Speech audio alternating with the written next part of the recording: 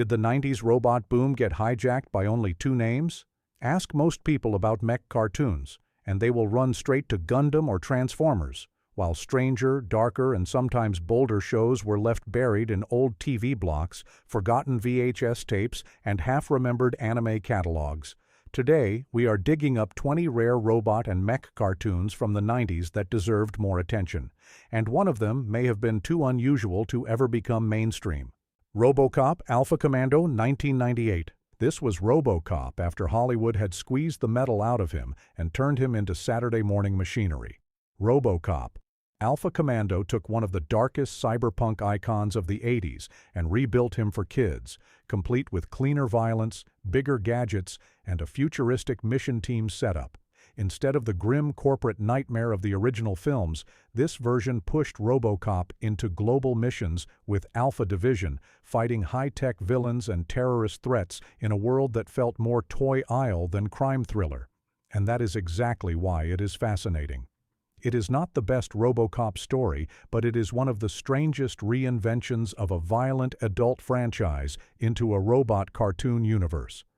The show ran for one season with 40 episodes, making it more substantial than many people remember. For fans of forgotten 90s animation, this is a weird metal time capsule. Half corporate reboot, half cybernetic action figure, and completely buried under Robocop's darker legacy. The Bot's Master, 1993. Before every cartoon robot needed to be a giant war machine, the Bot's Master turned tiny mechanical helpers into a full rebellion. This French-American series followed Ziv Zezi Zoolander, a young inventor who discovers that the powerful RM Corp is not just building robots, it is quietly preparing for domination. So he escapes, builds his own army of Bitbots, and fights back with a strange mix of hacker energy, toy commercial chaos, and early 90s cyberpunk attitude. What makes the Bot's Master so memorable is how unusual it feels. It is not a clean superhero cartoon, and it is not a classic giant mech anime. It sits somewhere between underground tech fantasy and Saturday morning resistance story. The robots are small, specialized, and full of personality, which gave the show a different flavor from louder robot franchises. It even experimented with 3D-style gimmicks during certain sequences, making it feel like a cartoon trying to predict the future before animation technology fully arrived. Strange? Yes.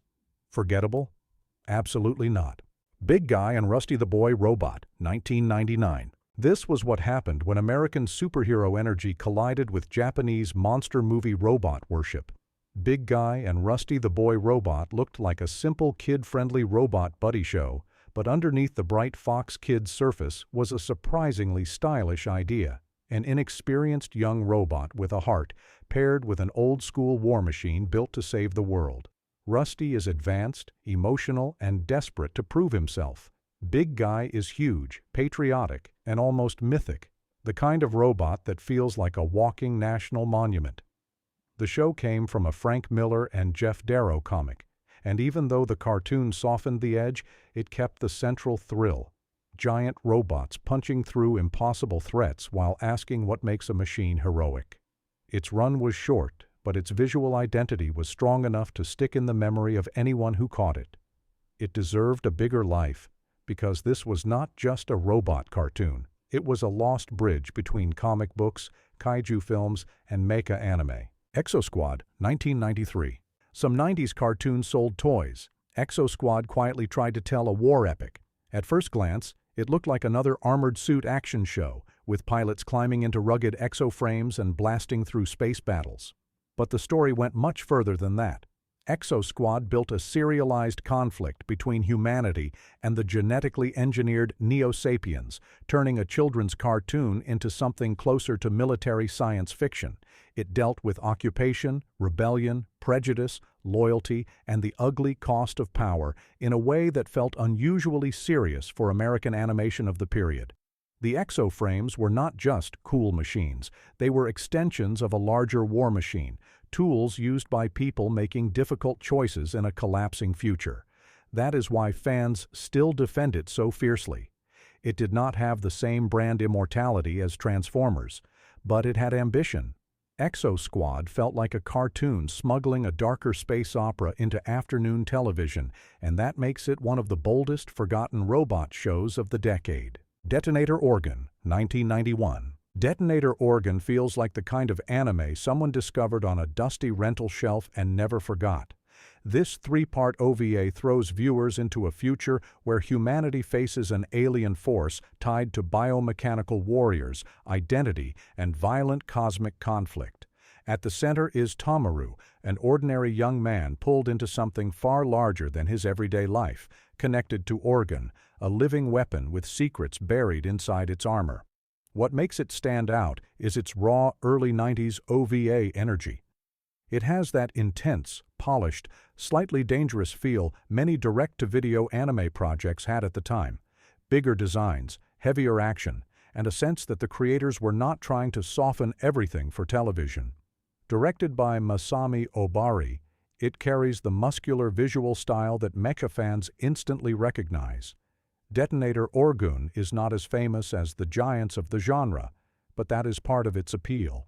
It feels like hidden machinery, loud, dramatic, imperfect, and built for viewers who wanted their robots stranger than mainstream television allowed.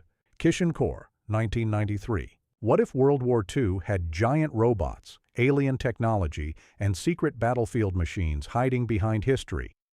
Kishan Core, also known as Alien Defender Geo Armor, takes that pulpy question and turns it into a strange, alternate history mecha adventure. Instead of placing robots in a clean future, it drops them into a war-torn past where alien invaders, Axis powers, and experimental machines all collide.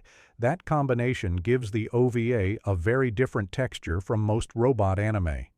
The metal does not feel shiny and futuristic.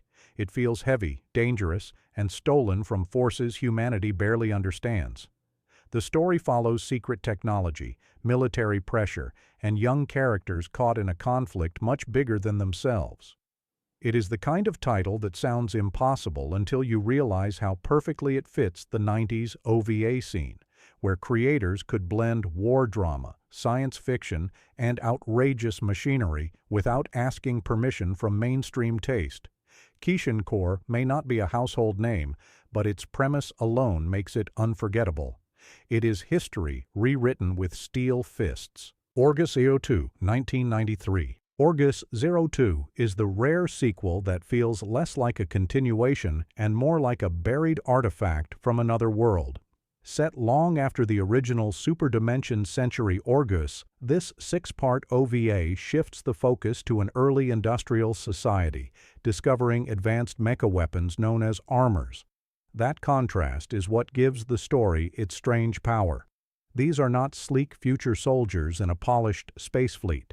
These are people in a world that feels almost old-fashioned, suddenly forced to deal with machines that can change the balance of war overnight.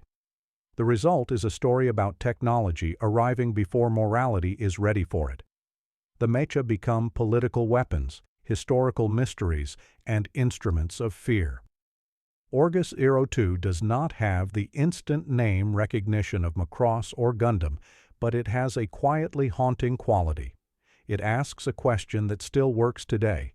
What happens when a society finds weapons it did not earn, does not understand, and immediately wants to use? That makes it rare, thoughtful, and underrated. Red Baron, 1994. Red Baron turned giant robot combat into a televised bloodless gladiator arena, and somehow that made it even more addictive. Based on the older Super Robot Red Baron concept, the 90s anime version reimagined the idea around the world of Metal Fight, where robot competitors battle for glory in a futuristic sport watched by the masses. At the center is Ken Kurenai, pilot of the mighty Red Baron, pushing through rival machines and high-stakes matches in pursuit of becoming the best. This is not the quiet, political kind of mecha story. It is louder, brighter, and more direct, a robot tournament show with the soul of a sports anime. That gives it a different appeal from darker titles on this list. Red Baron understands the simple joy of a powerful machine entering the arena and daring anything else made of metal to challenge it. It may not have crossed over internationally the way bigger franchises did, but for viewers who love super robot spectacle, It is a buried 90s champion still waiting for rediscovery. Metal Fighter Miku, 1994. This is the kind of 90s anime idea that sounds fake until you realize it actually existed. Futuristic women's wrestling with powered battlesuits. Metal Fighter Miku takes place in a world where neo-pro wrestling has become a popular high-tech sport, mixing athletic competition with armor, enhancement, performance, and spectacle. Miku and her team, the Pretty Four, are not piloting skyscraper-sized robots, but the show still belongs in this robot and mech conversation because its action is built around mechanized suits and tech-enhanced combat. What makes it interesting is the blend of tones. It is part sports story, part sci-fi comedy, part underdog team drama, and part pop idol-era weirdness. Instead of treating machinery like military hardware, it turns technology into entertainment, celebrity, and pressure. That makes Metal Fighter Miku feel oddly ahead of its time. It understood that future combat might not only happen on battlefields, it might happen in arenas, on screens, in front of cheering crowds. Strange, colorful, and very 90s, this one is a true hidden pick. Tekkaman Blade, 1992. Tekkaman Blade was not just another armored hero show. It was a trauma story disguised as explosive sci-fi action. Known to many English-speaking viewers as Technomen, the series followed Takaya Aiba, a man connected to the power of Tekkaman Blade and thrown into a war against the alien Radom.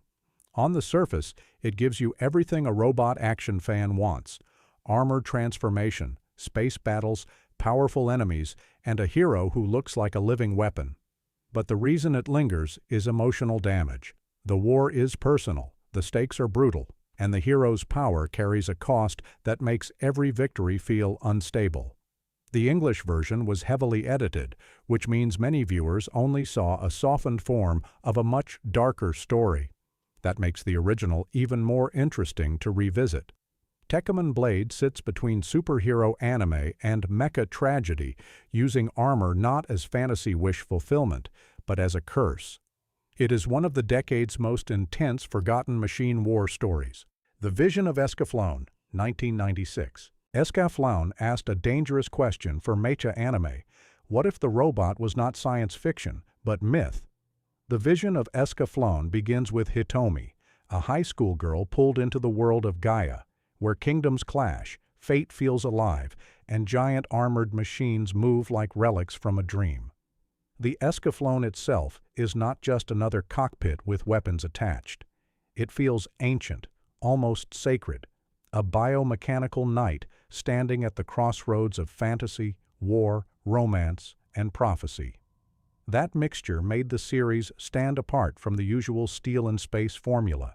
It had sword fights, dragons, royal conflict, emotional longing, and mecha battles that felt tied to destiny rather than simple military strategy. With music by Yoko Kanno and production by Sunrise, it carried a sweeping, cinematic identity that still feels special. Escaflowne is not the rarest name on this list, but it is too unusual to ignore. It proved that mecha did not have to live only in space. Sometimes it could ride into legend. Giant Robo, The Day the Earth Stood Still, 1992. This was not just a robot anime. It felt like a lost opera about power, loyalty, and the price of saving the world. Giant Robo, The Day the Earth Stood Still, took a classic Japanese robot hero and rebuilt him into something grander, stranger, and far more emotional than most people expected. Instead of simple monster-of-the-week battles, this OVA created a huge retro-futuristic world filled with secret organizations, superhuman warriors, old grudges, and machines that seemed almost mythological. The Art Deco visuals made everything feel timeless, as if the story belonged to both the past and the future. At the center was Daisaku, a boy controlling a gigantic robot, but the real drama came from the adults around him, people carrying regrets, betrayals, and impossible responsibilities. The orchestral score gave every battle a tragic weight, turning metal clashes into emotional thunder. It never became as mainstream as other mecha legends, but fans who discovered it usually remembered it forever. Giant Robo proved that a robot story could feel massive, elegant, and heartbreaking all at once. Generator Gawl, 1998. Some robot shows give you machines. Generator Gawl gives you bodies turning into weapons.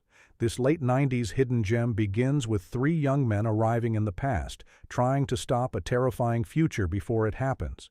But the twist is what makes it different. Gawl is not piloting a machine in the usual sense. He transforms into a biomechanical fighter, a monstrous armored form that makes every battle feel personal, painful, and unstable. The show mixes time travel, genetic engineering, conspiracy, and action in a way that feels very 90s, intense, stylish, and just a little underrated because it arrived in a crowded era. It does not have the massive cultural footprint of Evangelion or Gundam, but it has a sharp identity.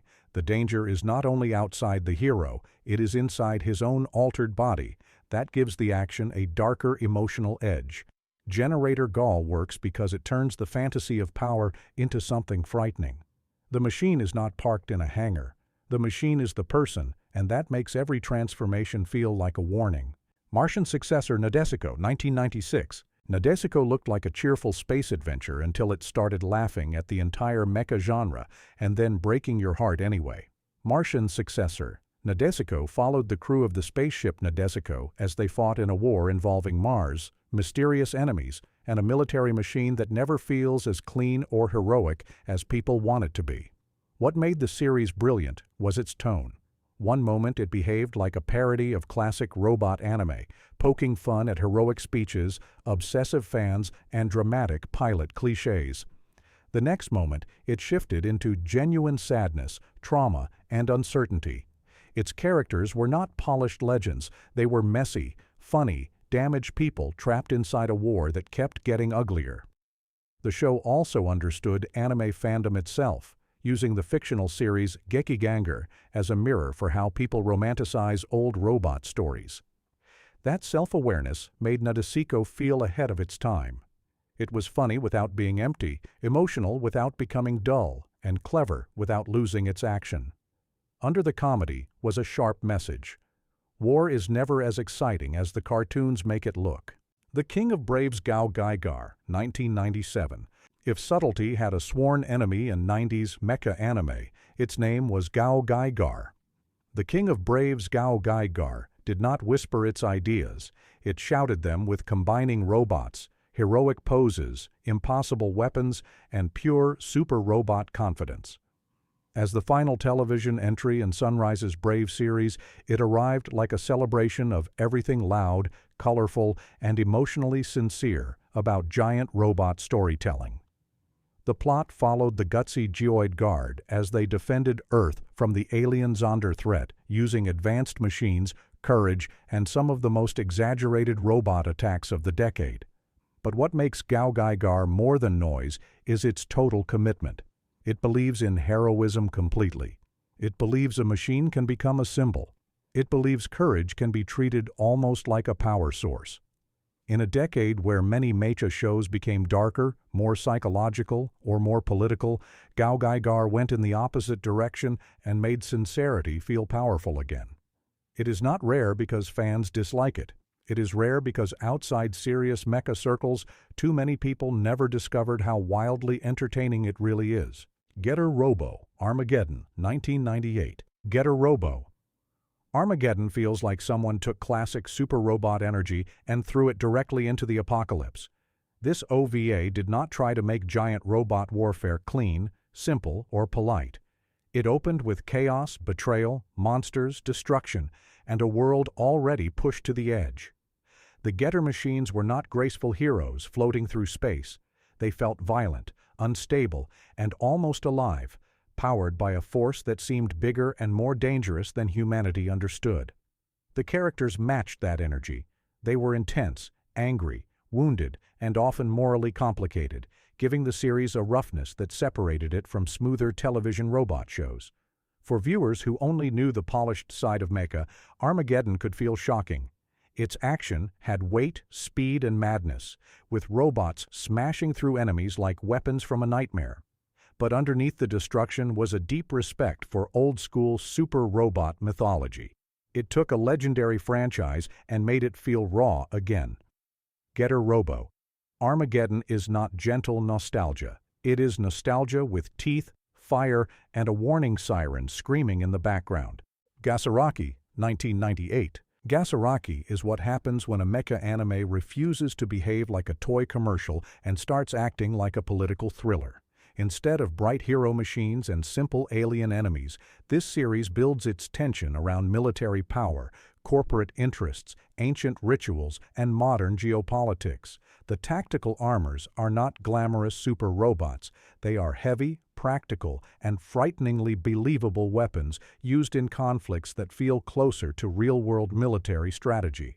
That grounded approach makes the show unusually serious, but Gasaraki does not stop at realism. It also weaves in no theater, family legacy, spiritual mystery, and buried forces that connect the machines to something older than modern warfare. The result is a strange mix: part battlefield drama, part political conspiracy, part cultural ghost story. It is not always easy viewing, and that may be why it never became a casual favorite. But for viewers who want mecha with atmosphere, intelligence, and discomfort, Gasaraki stands apart. It asks whether machines are really the future of war, or whether they are just ancient human obsession wearing new armor. Brain-powered, 1998. Brain-powered did not want its mecha to look like machines. It wanted them to feel alive, unpredictable, and almost impossible to understand. Directed by Yoshiyuki Tomino, the creator most associated with Gundam, this series moved in a stranger, more organic direction. Its units, called antibodies, did not have the cold industrial feel of standard military robots. They looked curved, biological, and mysterious, as if they belonged to nature as much as technology. The story unfolded around Orphan, a massive alien structure rising from the sea, and the people drawn into conflicts surrounding it. Brain-powered is often remembered as unusual, uneven, and fascinating, the kind of show that divides viewers because it does not explain itself in a simple way. But that is also what gives it power. It feels emotional, psychic, and dreamlike, with family conflict and survival wrapped around a very strange vision of mecha. This is not a show built for viewers who only want clean battles and easy answers. Brain-powered is a mood, a puzzle, and a reminder that robot anime can be deeply weird. Blue Gender, 1999. Blue Gender took the heroic fantasy of piloting machines and dragged it through dirt, blood, fear, and extinction. This was not a shiny robot adventure about brave pilots saving the day with clean victories. It was a harsh survival story about humanity losing Earth to terrifying insect-like creatures known as the Blue. The main character, Yuji, wakes from suspended animation into a nightmare future where people fight from space stations, soldiers die brutally, and every mission back to Earth feels like entering a meat grinder. The mecha in Blue Gender are not symbols of glory. They are desperate tools used by desperate people trying to survive an enemy that seems endless.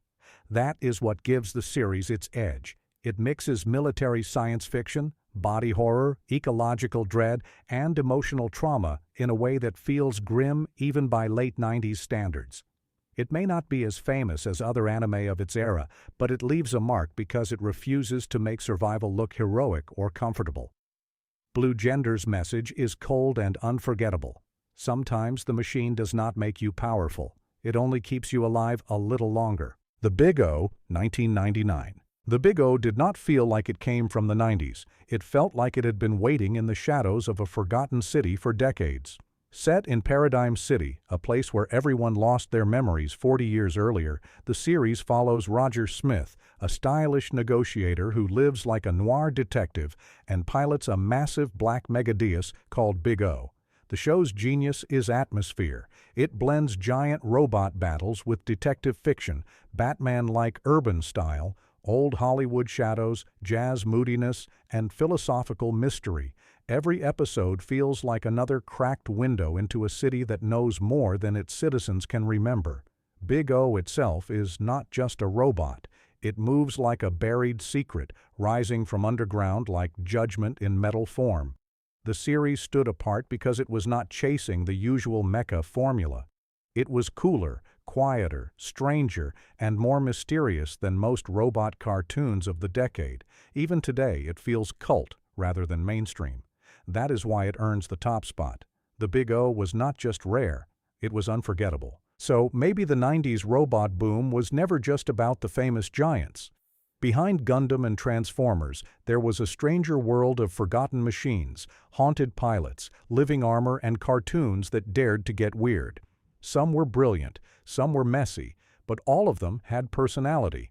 Which one did you remember first? And which one deserves a comeback?